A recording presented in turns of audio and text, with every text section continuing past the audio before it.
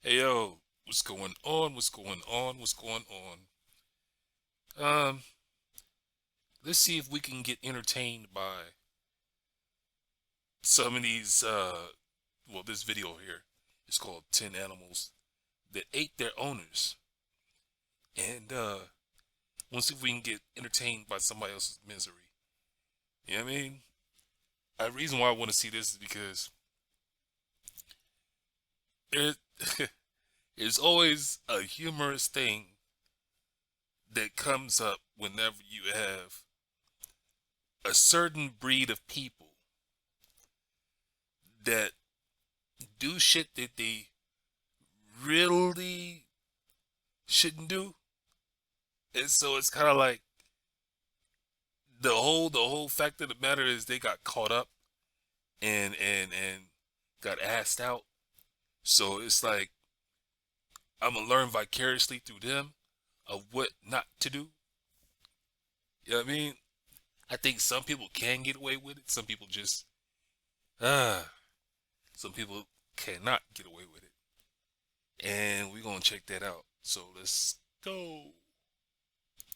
Hi, it's Katrina. From a python who hugged too tight to a chimp who lost his mind, here are 10 cases of animals who ate their owners.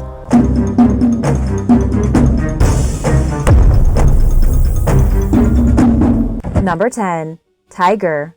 Cynthia Lee Gamble, an experienced tiger handler who lived in Danforth Township, Minnesota, unexpectedly lost her life to one of her big cats in 2006.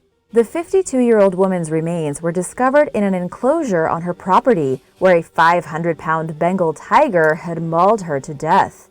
Gamble 500 pounds of muscle and teeth. And she was 5'52". Those numbers do not add up. Where was her help? Where was her roommates? Where was her family? Where was her friends? Why was she by herself?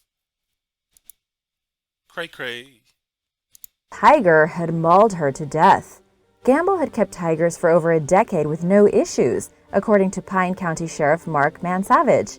A friend went to visit her and found her body, and the local community was left heartbroken, especially for Gamble's 14-year-old son, Garrett. It appeared as if the sliding door to a tiger enclosure was left open, and the animal attacked her more or less without warning. The tragedy was completely unforeseen, especially given Gamble's many years of experience with big cats, with her animals even appearing on NBC's Today Show and in the major movie Vertical Limit. Simply put, if anyone was qualified to handle tigers, it was her. This unfortunate incident reminds us that no matter how accustomed someone is to interacting with wild animals, at the end of the day, they will still behave according to instinct. And that kitty snapped. That kitty didn't want to be catered to. You know what I mean? That cat was like, nah, I think I'm gonna get my own dinner tonight. You know what I mean? Because you kind of, I don't know. I ain't got no other jokes for that, but that's fucked up. Number 9.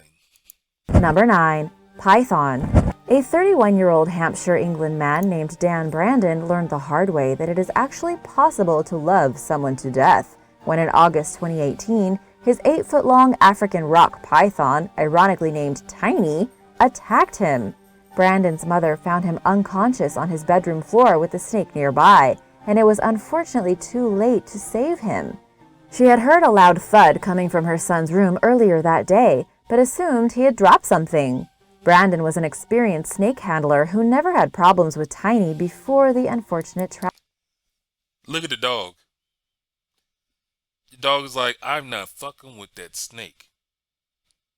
The dog is smart enough to keep his distance. But dude is just like, I love my snake. I love my snake. My snake is so cool. Wrapped around my neck. Fuck that. The coroner concluded that he died from constriction and that the snake probably coiled itself around his neck and squeezed him, possibly out of affection. Although Tiny didn't eat the man, there are many instances of pythons devouring their victims. In June 2018, Indonesian authorities reported that a 23-foot-long giant python killed a 54-year-old woman named Watiba and swallowed her whole. Another middle-aged woman, 54 years old. So what is it saying something about our middle-aged people? You know what I mean? Are we getting into our 50s and like I don't know, man. It's like me and my family, me and my brother, you know what I'm saying? I'm 46, my brother's 51, and we're thinking of our mortality, you know what I'm saying? We're thinking of eating healthier, you know what I'm saying? Taking the right vitamins, making sure that our colons are cleaned out and shit. You know what I'm saying? Fucking making sure that we're shitting regularly. You know what I mean? And we got folks over there dealing with 500-pound tigers and 50, what was it, 26 foot ass python? 23 feet. Man, man, man, where was her people at? You know what I'm saying? Where was her crew? You know what I mean? Man, Named Watiba and swallowed her whole. She had gone missing days earlier while tending to her vegetable garden, with just her sandals and machete turning up the following day. Local residents found a strangely bloated python and killed it to find out what was inside its stomach. Gruesome footage of villagers cutting the snake open and discovering Watiba intact went viral, sparking widespread shock and horror across the internet. Even if snakes have feelings and don't want to eat you, a hug from an 8-foot python is just not a good idea. Number 8. Wolf. why she say 8 foot? That thing said 23 foot. 23 foot. And yo, I don't have the stomach to watch somebody slice up a daggone snake and you know what I'm saying, just see what's in its stomach. I don't have the stomach for that. I remember one time I was looking up some shit on the internet, and it was this woman that was stepping on puppy heads. You know what I'm saying? It was more than one in one video. And it was just the fact that it was the title of it, you know what I'm saying? And when I started getting into the video, it was like, you know, something regular shit was going on, and then boom, I seen a white little fluffy something on the floor and her foot going towards it, and my stomach just turned. You know what I mean? I didn't have to watch it, I didn't have to see it, I didn't have to hear it, none of that shit. You know what I mean? I didn't have to even know that it was really happening. But my stomach was turning, just I was like, ugh. You know what I mean? Cause I'm not even gonna go into the detail of that, man. I don't want to see a dead puppy or a dead kitten. You know what I'm saying? You know, nose, blood coming out his nose, or any other orifice. You know what I'm saying? I don't want to see that, man. But you got people that can deal with that shit. Not man, I can't, man. I can't. Not never not. And see, it makes me mad because I wish that somebody had took me hunting when I was younger.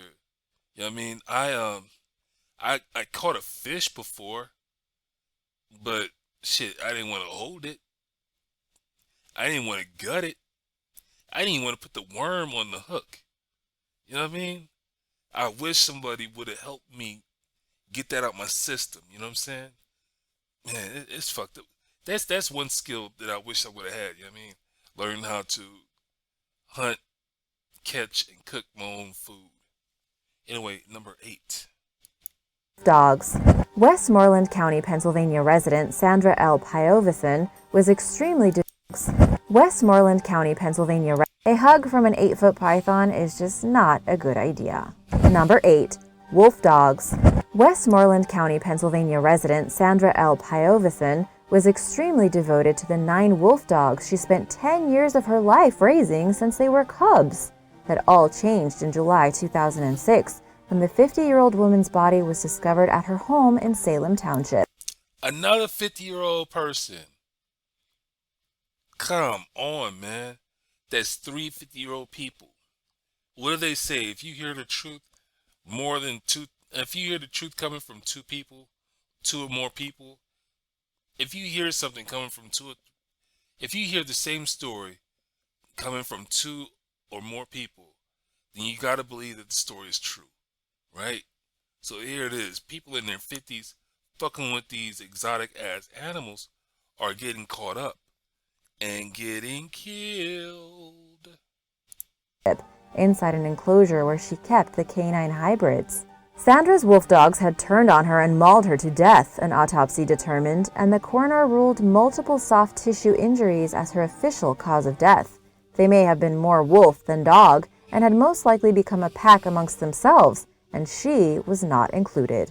It sounds crazy that someone would keep a pet with wild DNA and not expect something like this to happen, but Pyovison's 9 wolf dogs were just a handful of the thousands that are known to exist. There are also varying definitions of what a wolf dog even is. Some people argue that wolves and dogs are essentially the same animal since they are so genetically similar. Others think of them as a direct first-generation product of dogs mating with wolves. But there is an actual wolf dog breed, which originated from dogs and wolves breeding, but goes back several generations. We do not breed wolves to dogs, explained John Davis, Vice President of the United States American Wolfdog Association, who spoke with the Pittsburgh Post-Gazette following Pyovison's death. We breed American wolf dogs to American wolf dogs. We raise dogs. Davis shunned any negative media coverage of Pyovison's death, pointing out that attacks are rare. Although the woman was not a member of the organization, her wolf dogs were not registered, and she did not have the necessary license from the Pennsylvania Game Commission to own the hybrids.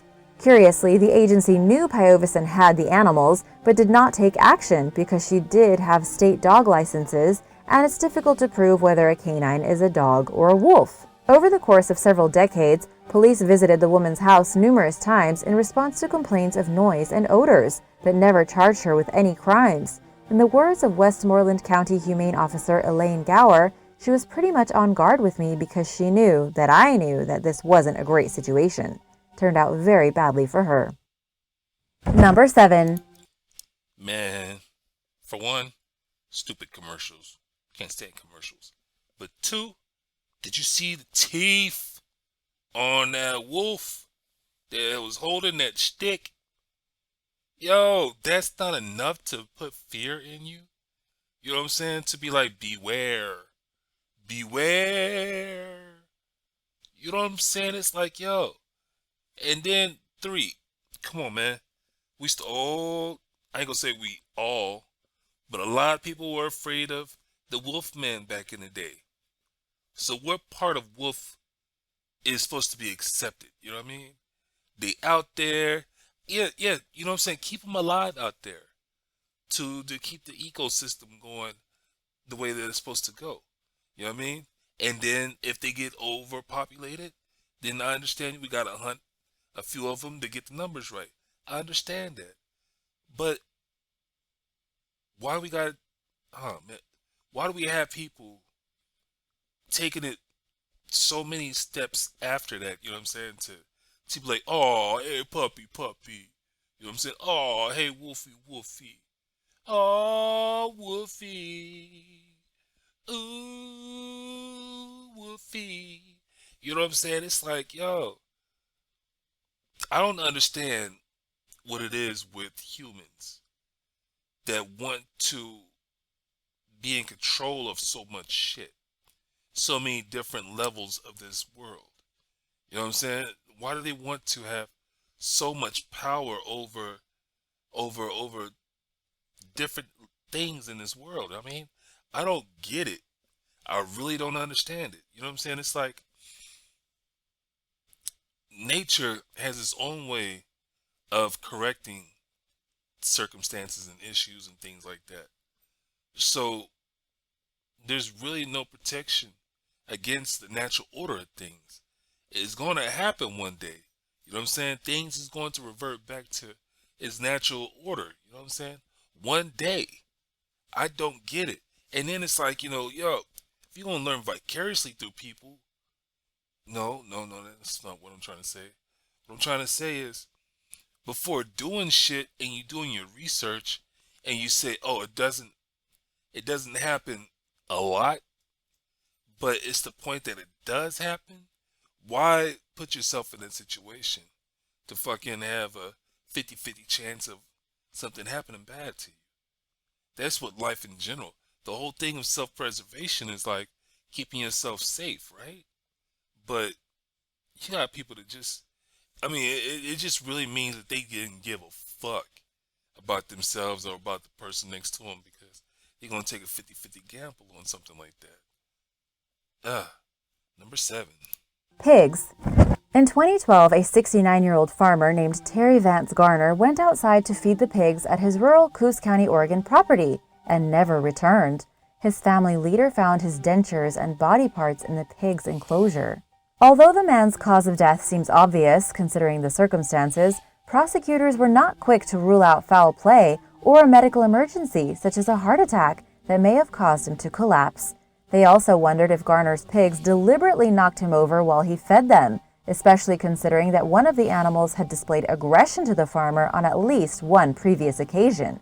For all we know, it was a horrific accident, but it's so doggone weird that we have to look at all possibilities. District Attorney Paul Frazier told the press while announcing plans to have a forensic anthropologist examine Garner's remains.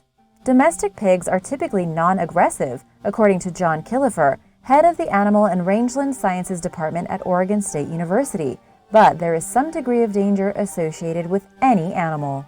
Moreover, Garner's pigs were much bigger than average, tipping the scales at over 700 pounds, begging the question of whether their size played a role in the tragedy. Number 6. Humphrey the Hippo. Humphrey the Hippo. Um, yo, all I could think about was chitlins, pork sausage, pork chops, pig feet, pig ears, pig hard cheese. Man, man, lunch. What time is it? Anyway, at least they didn't say something about a 50-year-old man. You know what I mean? They didn't put his age in that one, you know what I mean? All right, number 6. What'd she say? Humphrey the Hippo? Henry the Hippo? Oh, look at them eyes. Oh, yeah, you about to become lunch. I was damn sure want me some pork. Played a role in the tragedy. Number 6. Humphrey the Hippo. After ignoring repeated warnings that his pet hippopotamus Humphrey was a dangerous wild animal who could never truly be tamed, Marius Els, a South African farmer and army major, was found dead, submerged and mutilated in a river. His pet hippo had bitten him to death. The 40-year-old man had purchased Humphrey when he was just 5 months old, after he became too big for the family who originally took him in after rescuing him from the very river his deceased owner was found in. Over the years that Humphrey spent on Elle's 400-acre farm, he became like a son to the man. The pair swam together, and there are even photos of Els fearlessly riding the 1.3-ton animal. But Humphrey was far from harmless. He had an established history of breaking out of his enclosure, chasing people, and killing livestock. Even Elle's wife was uncomfortable with keeping a hippo as a pet, but this did not stop the man from doing what he wanted. "There's a relationship between me and Humphrey, and that's what some people don't understand," Elle said months before his death. "They think you can only have a relationship with dogs, cats, and domestic animals, but I have a relationship with the most dangerous animal in Africa."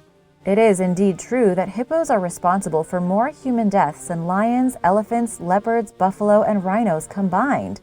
As it turns out, Els learned the hard way that he was no exception to this statistic, despite believing that he had a special connection with Humphrey. Number 5. Speaking of 5, hippos are killing more than the big 5 animals out there, the big 5. Five, five, five. The big 5. You know what I'm saying?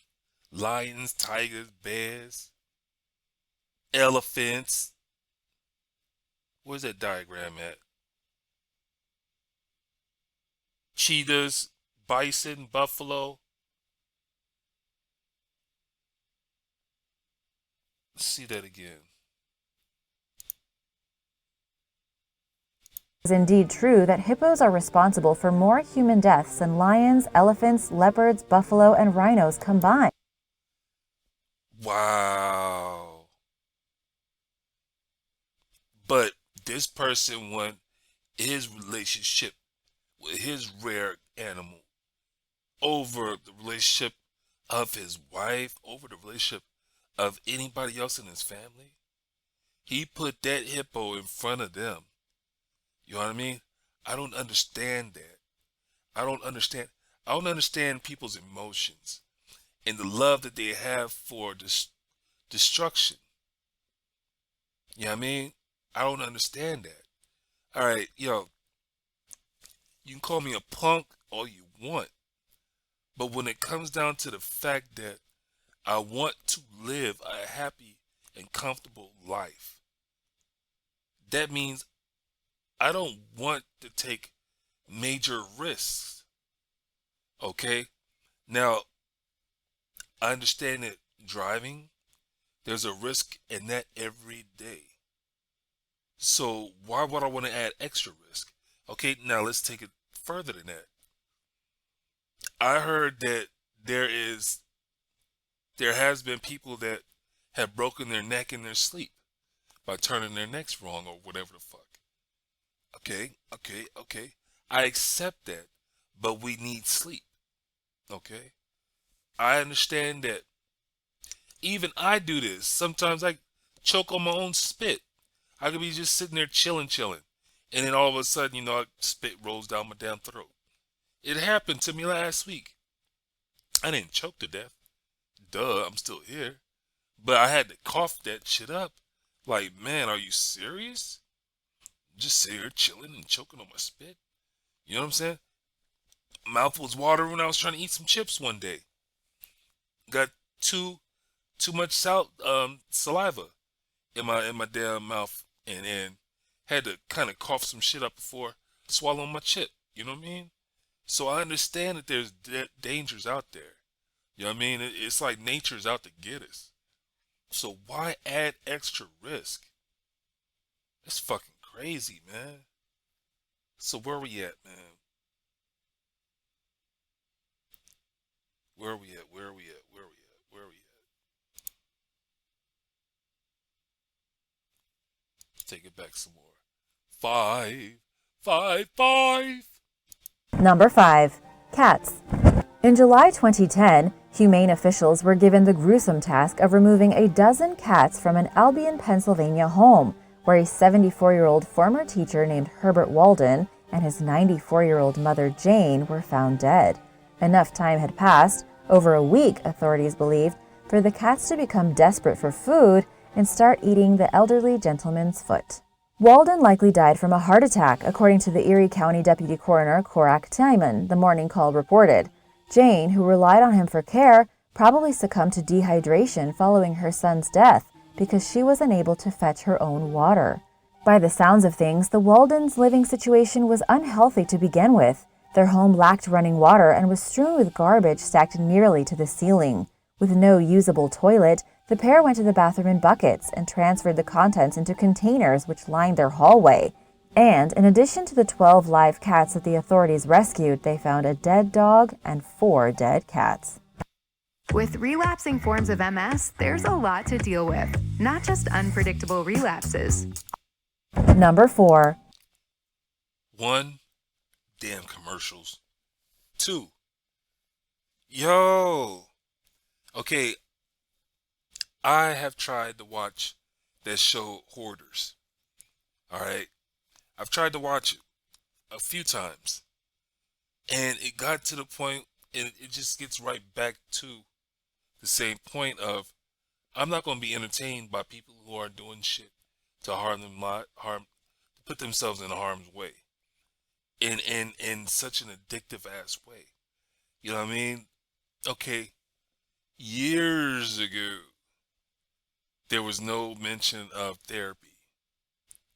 But then, once upon a time, they started offering therapy to people to get them out of that state of mind. All right?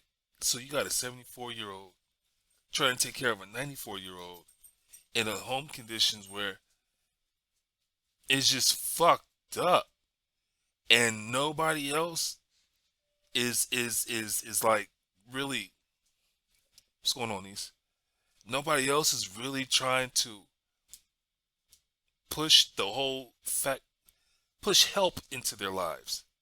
Okay, I remember seeing a show where there was this woman who had I think it was dogs or cats or horses. It was one of the four, one of the three, and the Humane Society. You know what I'm saying? Not Humane Society, but you know the PETA or some whatever. The whatever animal association, yeah, the animal association, whatever, kept coming out to her property and giving her inspections, and she kept failing them one way or another, and then it just got to the point where, you know what I'm saying, they had to come get those animals from her. You know what I mean? I'm like, yo, why would you give a person so many chances? I mean, we got life fucked up, man. We got priorities and shit fucked up. It's like we give people more chances to try to fix these situations, and then we end up with all these fucked up stories. So I don't get it. I really don't get it. I really don't understand it. So yeah, I don't get it, man. I really don't understand it. Let's get on with number 4. I know I'm getting long-winded. My bad. Spiders, bugs, and lizards. This story is somewhat of an internet/urban legend, claiming that residents of an apartment building in Dortmund, Germany, noticed an unbearable stench coming from a neighbor's unit and summoned police to the scene. What the authorities supposedly encountered was a nightmare. The dead body of the apartment's occupant, Mark Vogel, had been gnawed on by hundreds of spiders, several snakes, thousands of termites, and a gecko. The 30-year-old man who kept a practical zoo in his home was fatally bitten by his black widow spider, Bettina, the story says. It was like a horror movie, a police spokesperson is quoted as saying. His corpse was over the sofa, giant webs draped him, spiders were all over him, they were coming out of his nose and his mouth. The spokesperson's description only got more horrifying from there. Larger pieces of flesh torn off by the lizards were scooped up and taken back to the webs of tarantulas and other bird-eating spiders, he continued. This is definitely a great story for Halloween. Gabby Bayer, a spider expert and animal cruelty officer, reportedly said that the creatures, which included several poison frogs, should never be allowed in a private home. Vogel allowed reptiles to freely roam the residence, news reports claimed, and his spiders escaped their cages following his death when their heating units exploded. This is arguably the most gruesome story, maybe, but it also holds the distinction of being of questionable credibility. At some point, the story caught the attention of ABC Australia's Media Watch, which published an article showing that the story had been published numerous times over the years, including in 2004, 2007, and 2011. Despite this, the story remains as popular and believed as ever. Number 3. Teddy. Yo, he allowed some of those creatures to roam around freely. He just opened the door to his fatality. You know what I'm saying? It's like, once again, where was his fucking head at? You know what I'm saying? He had so much love for these creatures that he just let them roam free, thinking that it's a power trip, man. It's gotta be a power trip. It's like, yo, I can wake up and go to sleep every day knowing that I left some creatures out that could possibly kill me. You know what I'm saying? I don't get I was wondering, I was like, how did all these animals, insects, creatures, you know what I'm saying, how did they get out of their cages or tanks or whatever the fuck?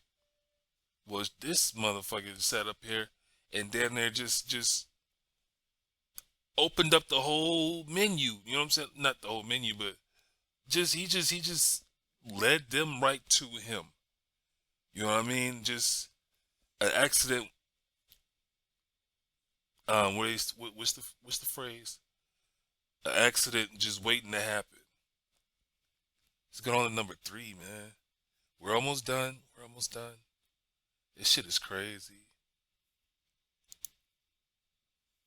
The story remains as popular and believed as ever.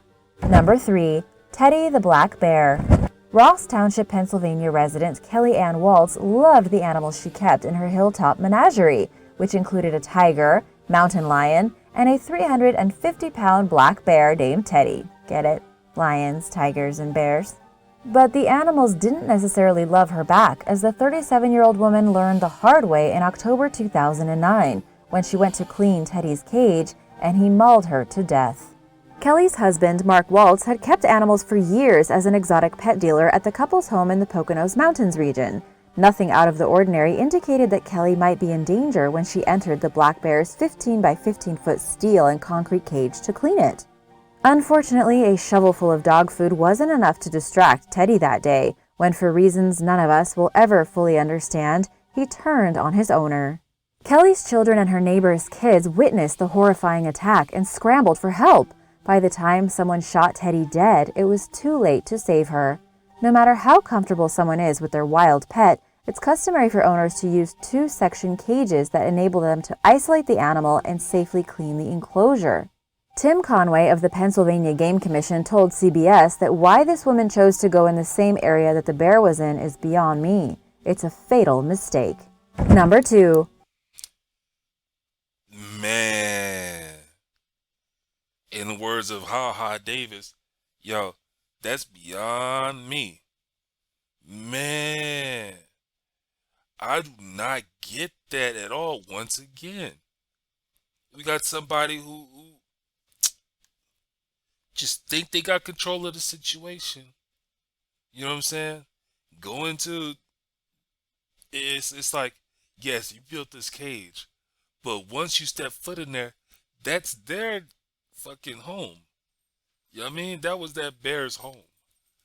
You know what I'm saying? So no matter how many times you clean it, you know what I'm saying, restart the food or go in there to feed them and shit. It's like you walking into its home, man. And you never know when it's gonna sit back and be like, fuck you. I mean, hey boo boo. You know what I'm saying? It's crazy as fuck. And here it is. I'm not scared of tigers and lions and bears. Man, for real, for real? You're not scared? They eat meat. They eat meat. And bears occasionally eat vegetables too. Fruits and vegetables. You know what I'm saying?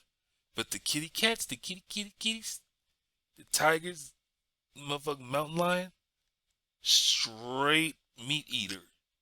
You know what I mean? And they feed it, so they should know better. Number 2. Number fucking 2. Number 2. Monitor lizards. When Ronald Huff of Newark, Delaware didn't show up for work one day in 2002, police conducted a welfare check. What they found inside Huff's home was nothing short of horrifying. The man's corpse propped upright against a door, being devoured by his 7 Nile monitor lizards. The 6-foot-long creatures were covered in their owner's blood and had consumed his face, hands, and some of his internal organs. A week or two before Huff died, one of the monitor lizards bit him, causing a staph infection. In a 2018 interview with The Sun, Huff's former neighbor, Jeff Wildonger, explained that the man allowed the reptiles to roam his apartment freely. Although the cause of Huff's death was ruled inconclusive, Wildonger believes that he must have had a fever from his staph infection and sat down near the front door, one of the only cool places in his home, which he kept at a high temperature for his pets. His cheeks had been eaten off and his molars were where his ears should be, said Wildonger, who caught a glimpse of the traumatizing scene. As officers attempted to confront the scene, the venomous flesh-eating reptiles hissed at them. Some of the lizards were relocated to zoos, while the more aggressive ones were euthanized. Number 1. Are you kidding me? 7 Nile reptiles. 7 of them.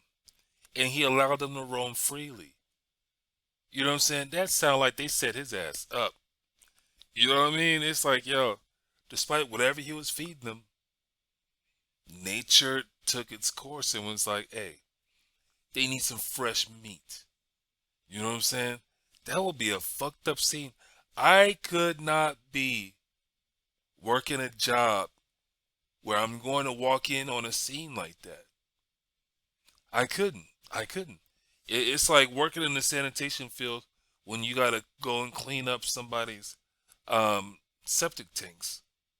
You know what I mean? Or being in that field. I mean, there are people who literally fill out applications to go kill.